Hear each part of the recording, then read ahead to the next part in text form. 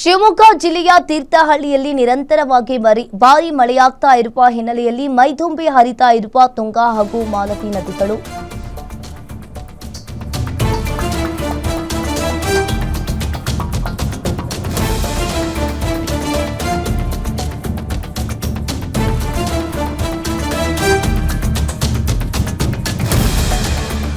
ಶಿವಮೊಗ್ಗ ಜಿಲ್ಲೆಯ ತೀರ್ಥಹಳ್ಳಿಯಲ್ಲಿ ನಿರಂತರವಾಗಿ ಭಾರೀ ಮಳೆಯಾಗ್ತಾ ಇರುವ ಹಿನ್ನೆಲೆಯಲ್ಲಿ ಮೈದುಂಬಿ ಹರಿತಾ ಇರುವ ತುಂಗಾ ಹಾಗೂ ಮಾಲತಿ ನದಿಗಳು ತೀರ್ಥಹಳ್ಳಿ ತಾಲೂಕಿನ ಆಗುಂಬೆಯಲ್ಲಿ ವರುಣಾರ್ಭಟ.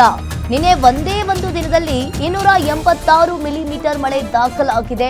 ಆಗುಂಬೆಯ ನಾಬಳ ಸೇತುವೆ ಮೇಲೆ ಸಿಲುಕಿಕೊಂಡ ಕುಟುಂಬ, ಇನ್ನು ಸಿಲುಕಿಕೊಂಡಿದ್ದ ಕಾರನ್ನ ಹಗ್ಗ ಕಟ್ಟಿ ಎಳೆದು ತಂದಿದ್ದಾರೆ ಅಲ್ಲಿನ ಸ್ಥಳೀಯರು.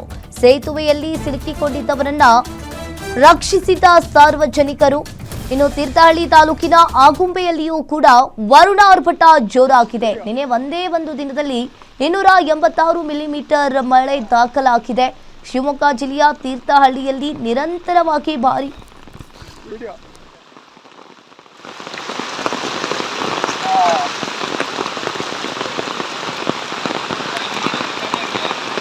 ವಿಡಿಯೋ